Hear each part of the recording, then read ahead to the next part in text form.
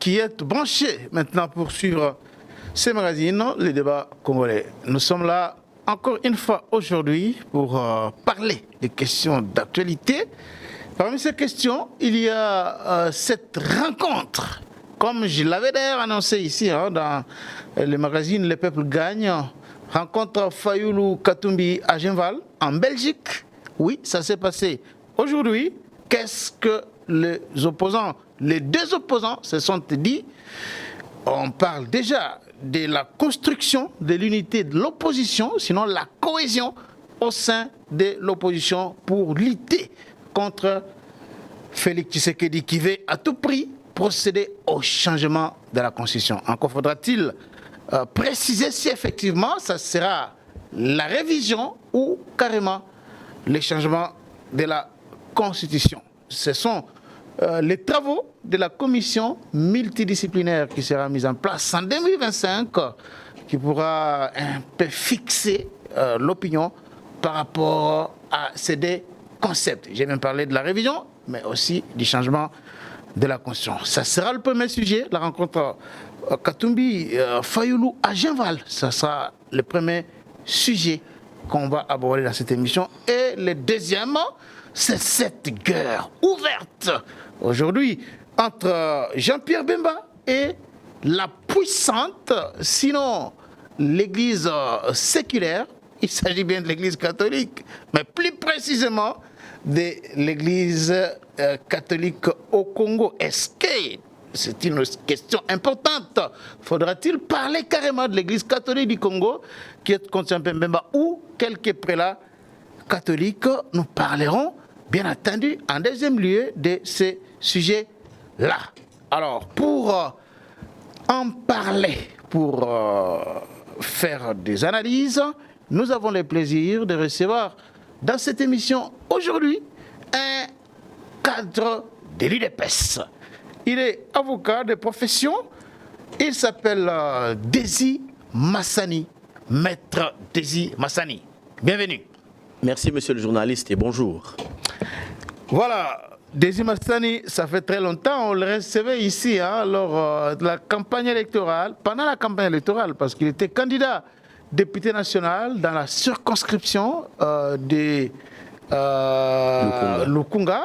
On le recevait de temps en temps, mais depuis lors, l'eau a coulé sous le pont. Il n'a pas accepté nos invitations pour cette émission, mais aujourd'hui, nous avons l'occasion de l'avoir sur ce plateau. Maître Désy, ça fait très longtemps. Bon, je pense que chaque chose a son temps et le temps était arrivé aujourd'hui pour que nous reprenions nos échanges sur ce plateau. Ça a toujours été un honneur et un plaisir pour moi d'échanger autour des sujets qui défraient la chronique, l'actualité politique de notre pays qui concerne la marche de la nation. Donc c'est un plaisir pour moi aujourd'hui d'être là pour échanger. Voilà, rencontre Fayoulou Katumbi. Ça fait trembler les pouvoirs, finalement.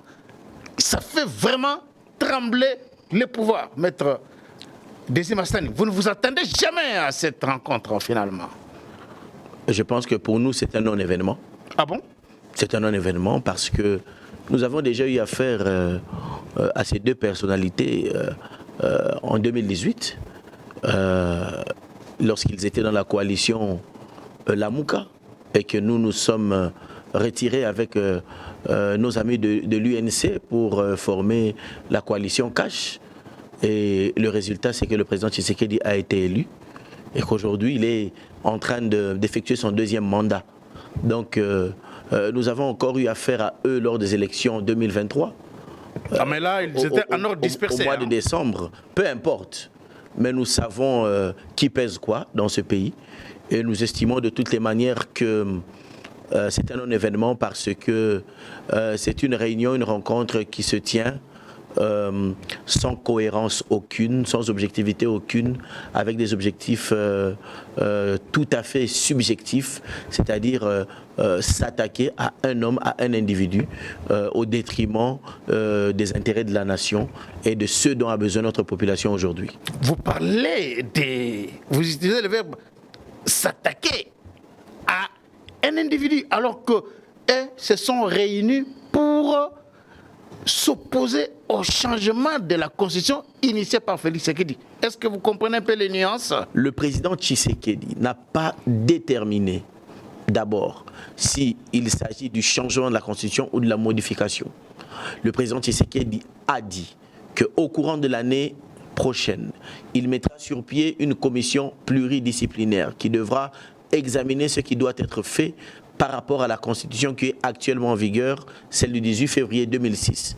Il s'agira d'examiner les dispositions constitutionnelles qui entravent la bonne marche des institutions, le fonctionnement de l'État, mais aussi, dans une certaine mesure, nos rapports avec nos voisins, les pays de la sous-région. Et cela émane tout à fait de ses attributions, parce que la Constitution reconnaît au président de la République le pouvoir d'initier une procédure de modification de la Constitution. Mais lorsqu'il s'agit de changement de la Constitution, il faudra que le peuple se prononce à ce sujet. M. Fayulu et M. Katumbi n'ont pas le droit de demander à la population congolaise de se taire. Ils n'ont pas le droit d'interdire aux Congolais de réfléchir sur les textes qui doivent gouverner leur nation. Donc, à partir de ce moment, nous considérons que leur rencontre est un non-événement. C'est de leur droit de se réunir, de chercher comment régler leur malentendu personnel, parce qu'en réalité, nous savons très bien le désamour qu'il y a entre ces deux personnalités. C'est pour le besoin de la cause qu'ils se réunissent, mais en réalité, rien ne les unit. Il y a divergence d'idées, il y a divergence d'opinions, divergence d'intérêts, en tout et pour tout. Ces deux personnes qui ont les mêmes ambitions personnelles, chacun d'entre eux rêve de devenir président de la République.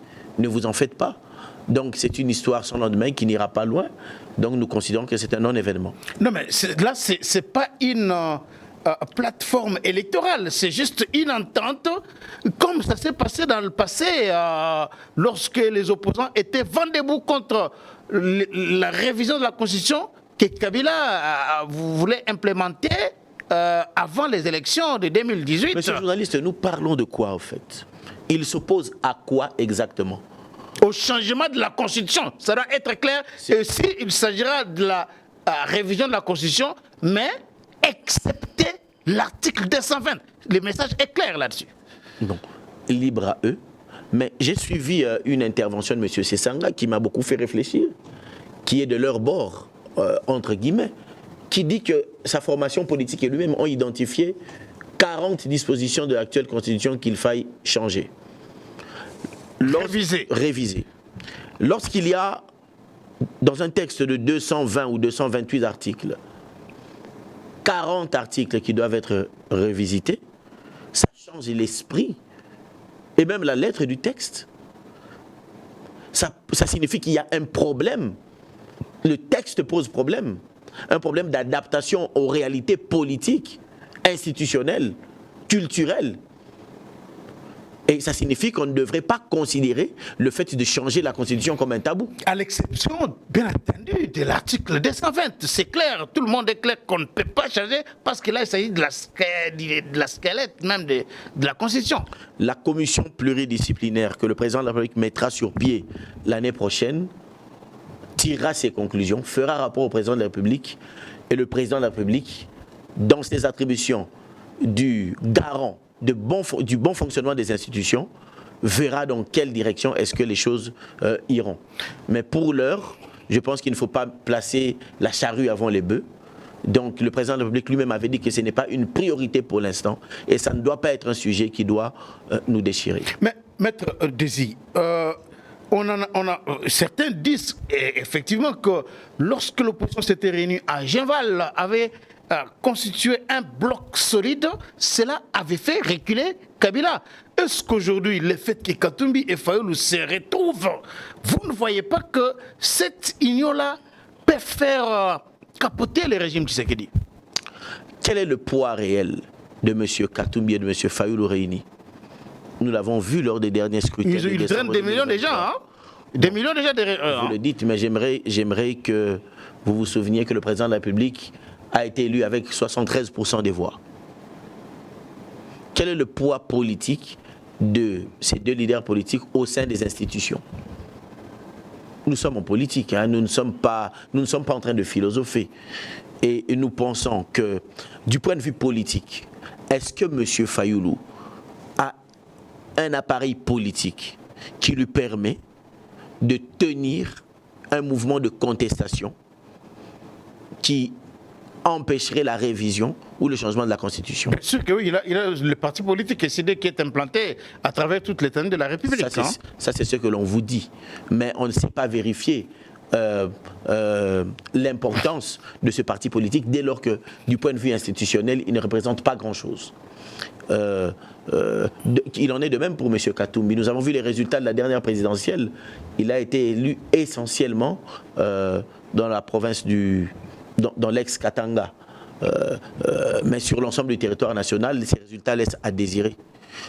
Pour faire ombrage à une telle démarche, il faudrait beaucoup plus que ça. Mais aussi, je pense que la population congolaise, dans son ensemble, est consciente du fait qu'il est important aujourd'hui de toucher à la Constitution. Que l'on parle de révision ou de changement. Parce qu'effectivement, il y a des dispositions qui posent problème. Effectivement, il y a un besoin d'adaptation aux réalités politiques, sociales, culturelles de notre pays. Tenez, monsieur le journaliste, comment vous pouvez imaginer que nous ayons une constitution, par exemple, qui ne consacre pas clairement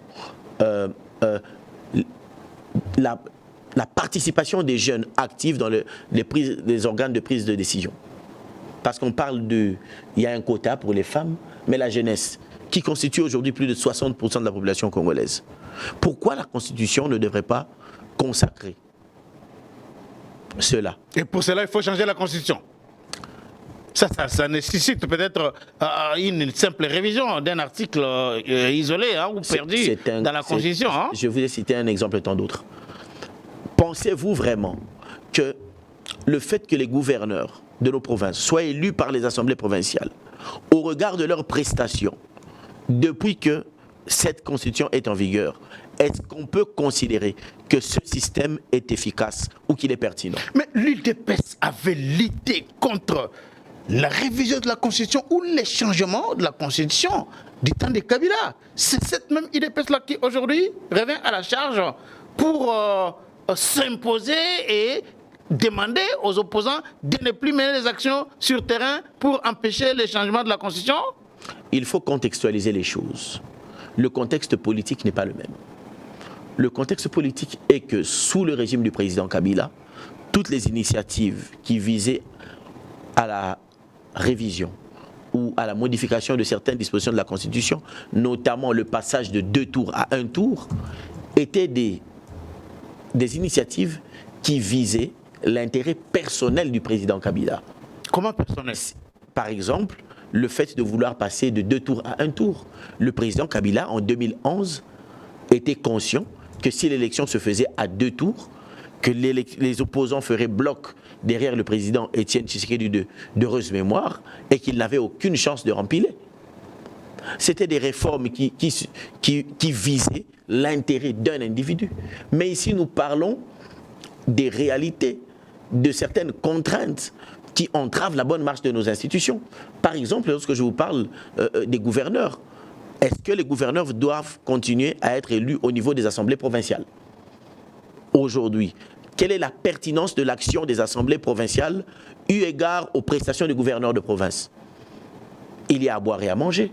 Nous estimons, en tout cas pour ma part, c'est un avis personnel, que les gouverneurs doivent être nommés et révoqués au besoin par le président de la République pour des raisons d'efficacité. Et si, pour certains, ceux qui estiment que les gouverneurs devraient être élus au suffrage universel direct, dans ce cas, à quoi serviraient les assemblées provinciales?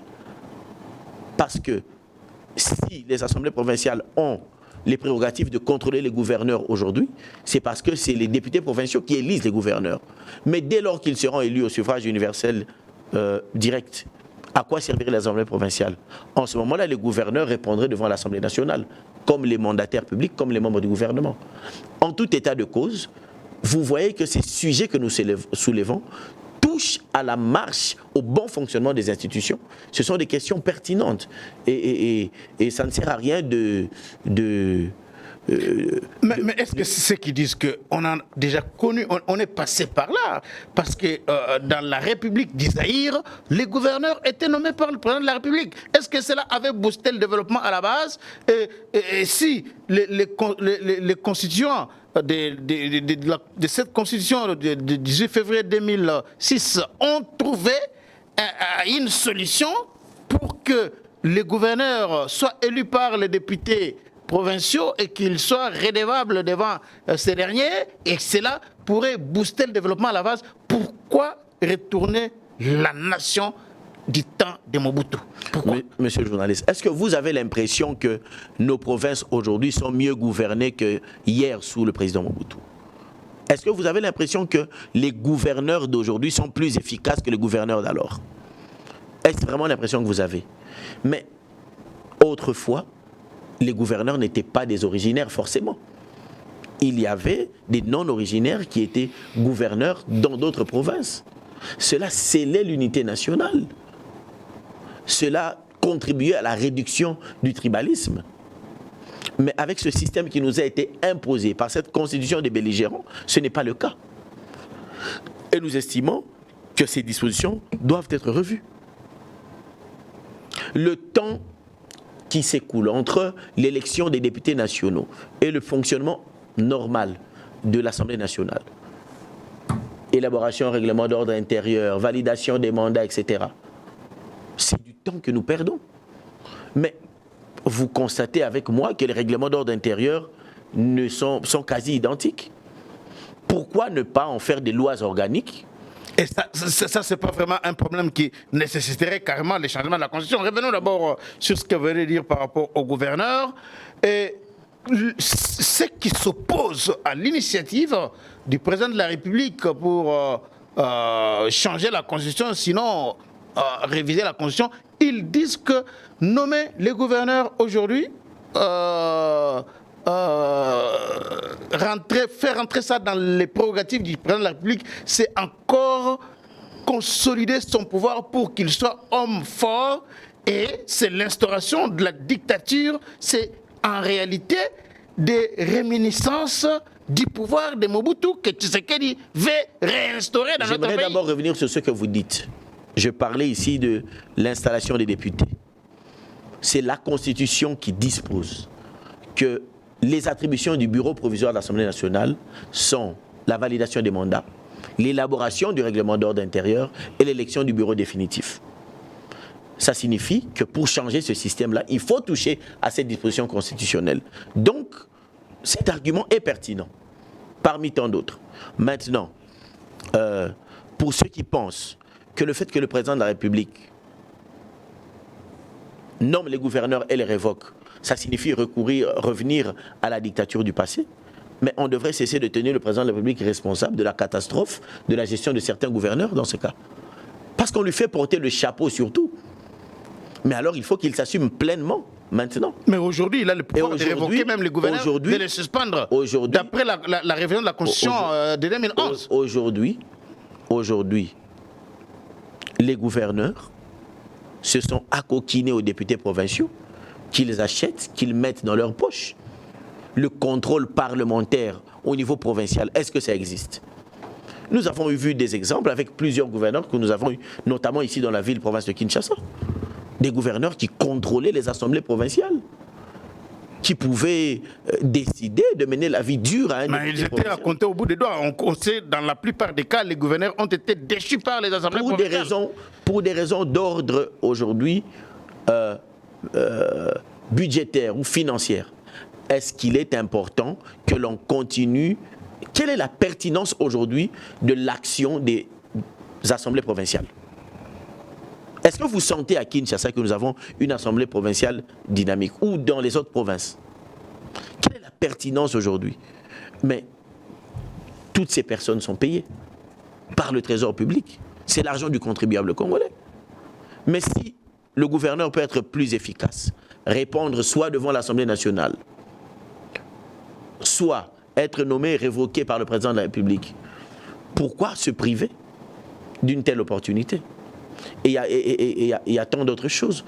Mais est-ce pour cela qu'il faut changer la Constitution? Parce que le problème aujourd'hui avec les opposants, c'est qu'ils refusent les changements de la Constitution parce que cela occasionnerait l'avènement de la 4e République et donnerait l'occasion au président Tshisekedi de remplir. Voilà ce qu'ils disent. Bon, je pense que les opposants qui pensent parler au nom de la population, qui pensent être populaires, qui pensent avoir l'assentiment de la population, ne devraient pas trembler devant la candidature du président Tshisekedi. Ils devraient être à l'aise en étant convaincus qu'ils vont le battre. De quoi ont-ils peur? Ce n'est pas de ça qu'il s'agit. C'est que nous nous rendons compte aujourd'hui. Du reste, je ne peux pas me prononcer avant les conclusions qui seront tirées par la commission pluridisciplinaire que le président de la République mettra en place, ni avant le président de la République lui-même. Mais je donne un avis ici tout à fait personnel. Mais je pense que lorsque vous analysez la constitution de notre pays, vous vous rendrez compte qu'il y a tellement de dispositions à retoucher qu'il est clair qu'il faut carrément la changer, afin qu'elle réponde désormais à la réalité de la vie politique au Congo. Et là, ça sera vraiment un coup d'État, comme beaucoup de politologues et constitutionnalistes le soutiennent, hein? Ça veut dire quoi? Tu sais qu'il opérerait dans ces cas de figure-là un coup d'État. La population se prononcerait par référendum. Comment? Ces politiciens dont vous parlez, ils veulent priver à la population le droit de s'exprimer. De quel droit pensent-ils qu'eux, ils ont le droit de s'exprimer et pas le Congolais? Pourquoi les politiciens congolais veulent toujours prendre la population en otage? Estimer que la population ne doit pas se prononcer? Mais c'est un manque de respect pour la population qu'ils prétendent défendre. Laissez les Congolais se prononcer. S'ils ne veulent pas du changement de la Constitution, ils se prononceront. Les opposants auront la latitude de battre campagne pour le non, en espérant que le non l'emportera. C'est ça le jeu démocratique. Maître Désir, vous avez certainement suivi en tant qu'acteur politique les discours tenus par Martin Fayoulou dans une émission qu'il a réalisée à Londres, où il dit clairement que Félix Tshisekedi a abandonné l'Est de la République démocratique du Congo. Il a vendu cette partie de la République à Kagame et qu'aujourd'hui, il veut occasionner la balkanisation de la RDC au moyen de ce référendum qui sera organisé pour changer la Constitution, parce que là, tous les Congolais qui sont de l'autre côté, dans les 120 localités occupées par l'armée rwandaise, n'auront pas l'occasion de s'exprimer sur la Constitution au référendum. N'a-t-il pas raison de le dire? Est-ce que les Congolais qui se trouvent dans ces zones dont vous parlez ont voté à l'élection présidentielle et aux élections législatives? Ils ne sont pas allés aux urnes en décembre dernier. Mais est-ce que le Congo a été balkanisé pour autant? Non, s'il vous plaît. À un moment donné, je crois que M. Fayoulou doit apprendre à être sérieux. Je pense qu'on ne peut pas consacrer comme ça la théâtralisation de la vie politique congolaise. M. Fayoulou ne peut pas tenir ce genre de propos. Est-ce qu'il peut nous dire, lorsqu'il dit que le président Tshisekedi a vendu à Kagame, il l'a vendu par quel acte? En faisant quoi? À combien? Non, à un moment donné, arrêtons. Qui écoute encore M. Fayoulou? Qui prend au sérieux les propos de M. Fayoulou? Que représente encore aujourd'hui M. Fayoulou? Non, s'il vous plaît. Je crois qu'on devrait être sérieux. Vous pensez qu'il ne représente pas quelque chose? Lui qui, récemment, il a organisé un grand meeting à la place Sainte-Thérèse. Lorsqu'il revenait des États-Unis, on a vu des marées humaines aller accueillir Fayoulou à l'aéroport et l'accompagner jusqu'en Dile, là où il avait tenu son meeting. Je sais qu'en 2018, M. Fayoulou avait fait un score honorable lors des élections présidentielles parce qu'il avait le soutien du président Jean-Pierre Bemba et de M. Katumbi. Et nous nous sommes tous rendus compte qu'en 2023, le contexte politique ayant changé, il a été réduit à sa plus simple expression. Donc, je préfère en rester là, mais je pense que lorsqu'on est un acteur politique et qu'on veut occuper les plus hautes charges de l'État, lorsqu'on se trouve à l'étranger, il y a des propos irresponsables et orduriers qu'on ne doit pas tenir. Alors, autre sujet, on va changer carrément de sujet. Maître Desimassani, c'est cette guerre, en quelque sorte, ouverte entre Jean-Pierre Bemba et la Senco, parce que la déclaration qui a été lue par Monseigneur Cholet, c'est au nom de la Senco.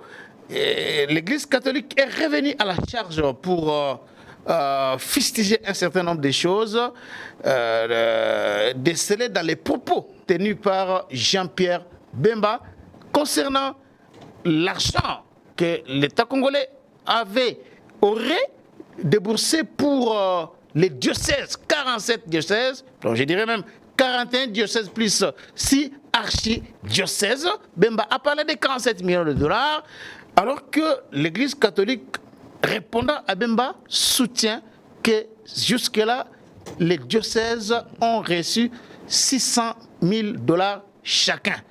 Il démontre les propos tenus par Bemba, les qualifiant de ahurissants, du manque de respect.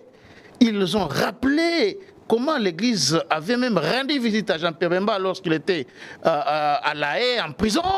Et ils ont rappelé certains faits historiques en 2006-2007, comment Bemba a occasionné plus de 200 000 morts dans ce pays à cause de son rejet des résultats des élections de 2007. Et ils ont mis Bemba face à ses responsabilités. Quelle est votre réaction lorsque vous voyez ces ping-pong-là entre Jean-Pierre Bemba et la Senco? Je constate que certains responsables politiques de certaines confessions religieuses, comme le dit le président Bemba, déçoivent. Est-ce qu'en 2006, l'Église catholique était d'accord avec les résultats des élections présidentielles? Si on accuse Jean-Pierre Bemba d'avoir rejeté ces résultats-là, est-ce que l'Église catholique était d'accord avec ces résultats? Quels étaient les propos du cardinal Etsaou à l'époque? L'Église catholique non plus n'était pas d'accord avec ces résultats-là. Deuxièmement, mais je pense que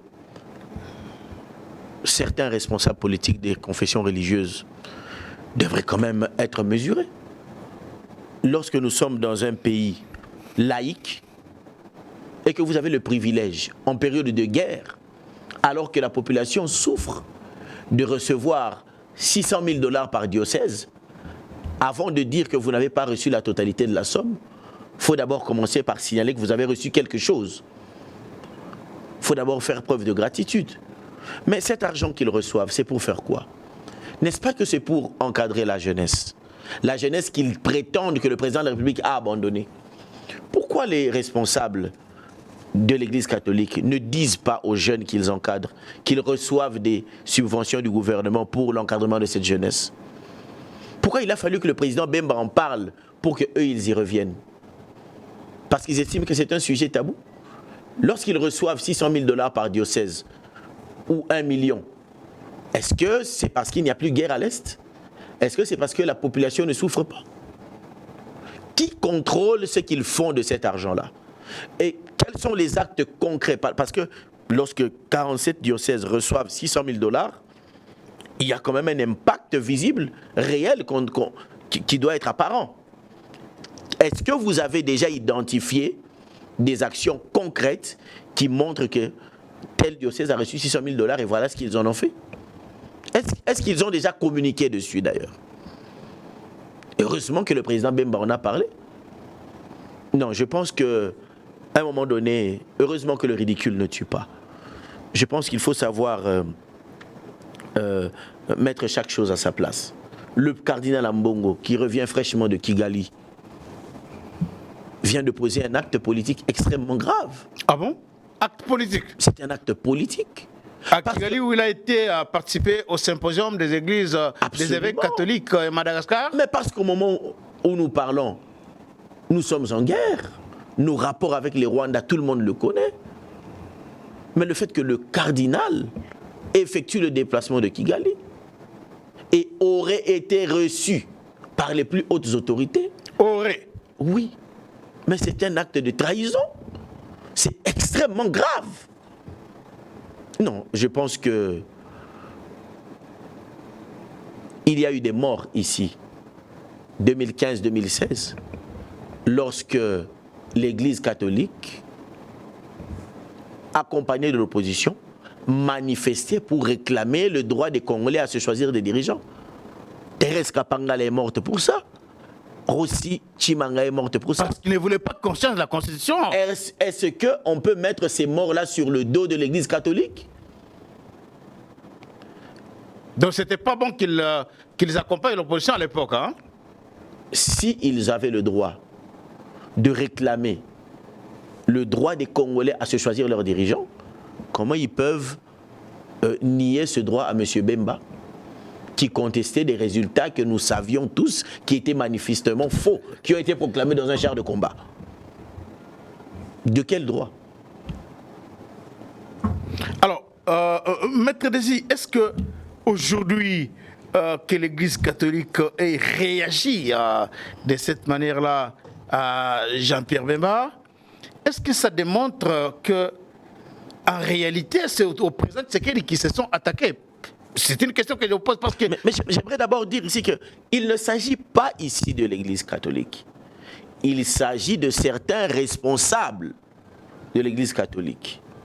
Et pour emprunter le vocable de son Excellence Jean-Pierre Bemba, certains responsables politiques de certaines confessions religieuses. Responsables politiques de certains. Vous affirmez aussi ça? Mais c'est la réalité que nous vivons. Ah bon? L'Église ne rassemble plus, elle ne fédère plus. L'Église aujourd'hui, entre guillemets, les responsables, ces chefs politiques de l'Église se comportent en politique. Ce sont nos collègues en robe. Et que voulez-vous? Alors, l'Église catholique a réagi pour démontrer que l'argent qui a été reçu a été bien utilisé. Ils ont fait tous les rapports et tout ce qu'ils ont fait est vérifiable. Bon, écoutez, je ne vais pas m'ingérer dans la gestion de l'Église catholique. Ce n'est pas mon propos, mais on sait un peu déjà ce qui se passe au niveau de la gestion de l'archidiocèse de Kinshasa. On ne va pas entrer dans les détails, mais nous pensons que la femme de César doit être au-dessus de tout soupçon. Mais hélas, elle ne l'est pas dans le cas d'espèce. Parce que je suis convaincu que les fidèles catholiques de tous ces diocèses-là ignoraient cette réalité-là. Vous savez que nous sommes dans un État laïque. Il y a des églises de réveil, il y a les églises musulmanes, il y a les kimbanguistes, il y a d'autres églises qui font un travail d'encadrement de la jeunesse aussi, qui font aussi des œuvres caritatives, qui n'ont pas reçu ces subventions du gouvernement. Je pense que ça aussi c'est quelque chose que le gouvernement devrait revoir, créer de l'équilibre et donner la même chance à tout le monde. Peut-être que les autres ne gèrent pas bien les finances, l'argent, et comme les catholiques sont un petit peu désintéressés à l'argent, voilà pourquoi ils bénéficient d'un certain crédit. Hein? Non, je pense que c'est plutôt parce qu'ils font de la surenchère politique.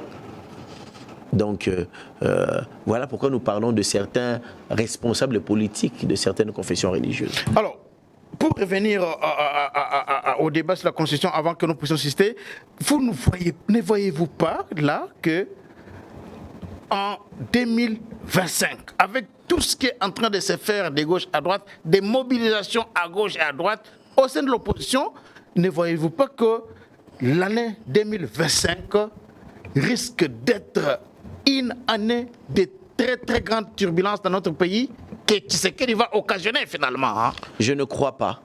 Je ne crois pas parce que je ne pense pas que les pouvoirs publics permettront à qui que ce soit d'interdire aux Congolais de réfléchir. Même interdire aux gens aussi de manifester librement? Ce n'est pas ça que j'ai dit. Je suis en train de dire ici que le gouvernement, les pouvoirs publics ne permettront pas que des politiques, à cause de leur intérêt personnel, politique en veste ou en robe, interdisent aux Congolais de réfléchir sur l'avenir de leur nation. On a vu dans d'autres pays, que ce soit au Kenya ou au Sénégal, lorsque le peuple avait manifesté en masse, en très grand nombre dans les rues, finalement le président avait reculé, que ce soit au Kenya sur la taxe, je crois, taxe sur la TVA, quelque chose de comme ça, si ma mémoire est bonne.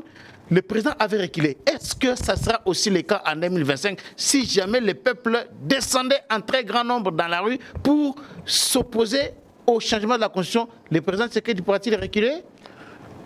Le peuple aura l'occasion de se prononcer par un référendum. Chacun aura la latitude de voter pour le oui ou pour le non. Mais on ne peut pas interdire aux Congolais de réfléchir. Ce que vous dites là, c'est qu'il y a des acteurs politiques qui ne veulent même pas que les Congolais réfléchissent, qui veulent nous priver du droit de réfléchir sur les textes qui nous gouvernent. Ce n'est pas un sujet tabou que de parler de la Constitution. Nous avons le droit d'y réfléchir. Cela ne signifie pas qu'elle sera forcément changée, mais au moins on doit reconnaître aux Congolais le fait qu'ils peuvent réfléchir sur l'avenir de leur pays, sur les textes qui gouvernent aux destinées de leur nation. On ne peut pas priver aux Congolais de ce droit-là. Réfléchir ou carrément, parce que si ce n'est qu'une simple réflexion, ici on est en train aussi de réfléchir, mais parvenir à changer une constitution pour remettre les compteurs à zéro afin que le président qui y a épuisé constitutionnellement ses mandats puisse se représenter encore. C'est là où l'opposition pense que ça ne va pas. Ceux qui pensent cela, c'est ceux qui font de la politique en se focalisant sur un individu. Il ne s'agit pas ici de la personne ou de l'individu Félix Tshisekedi. Il s'agit ici de la constitution qui gouverne notre nation. L'objectif ici, ce n'est pas la personne du président Tshisekedi.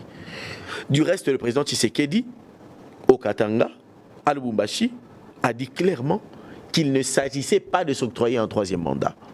Alors, on ne va pas lui faire un procès d'intention, alors qu'il ne l'a pas dit. Aussi, le président Tshisekedi a clairement dit qu'il mettrait sur pied une commission pluridisciplinaire pour réfléchir sur la question. Aucune option définitive n'a été levée jusqu'ici. Je ne comprends pas cette agitation. Mais il a dit, personne ne va m'interdire, moi, chef de l'État. Il a dit ça. Mais absolument, parce que ce sont ses prérogatives constitutionnelles. Vous voulez que cette constitution reste en vigueur, mais vous ne voulez pas appliquer les mêmes dispositions de la Constitution qui reconnaissent au président de la République la prérogative d'initier une réforme de la Constitution. C'est un non-sens. Ça relève de ses attributions. Il en a le droit. Je mets au défi quiconque de démontrer que le président Tshisekedi n'a pas le droit d'initier une révision de la Constitution.